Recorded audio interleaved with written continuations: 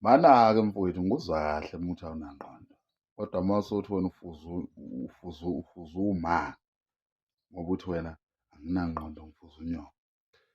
Umfuza kanjani umama womunye umuntu? Akekho umuntu ongenayo nina la, umuntu nomuntu ufuze unina. Ngoba uyibona nje ukuthi awunayo ingqondo, musa ukuyifanisa nomama womunye umuntu. Zifanise nonyoko, you understand? Ukuze kucace phela ukuthi uzalwa ubani, ungamphiki unyoko. Uyayibona le nto kodwa yokuphika abantu bakini ukuthi iyadlulela. Njengamanje usufuna ukuphika nonyoko-ke manje, umphika kanjani unyoko?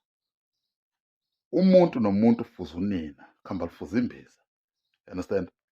Musa ukuthi awunangqondo ufuze uma womunye umuntu, kanjani?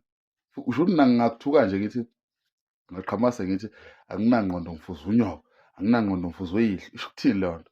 Umfuza kanjani ubaba womunye ubaba wami? Umfuza kanjani uma wami? Yazi inhlamba leyo.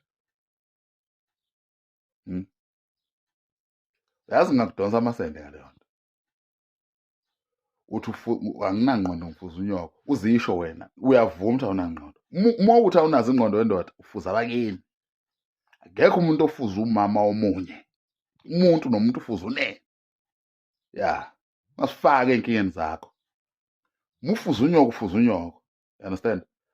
Ya, anginaloko ulwazi ukuthi uma wakho akanazo iy'ngqondo ukuphelele, but uma kuwukuthi wena awunazo iy'ngqondo and kukhona umuntu ofuna ukumfuza, fuza unyoko, musa ukufuza omama bethu. Uyayizwa leyo nto? Sibathanda kabi thina omama bethu.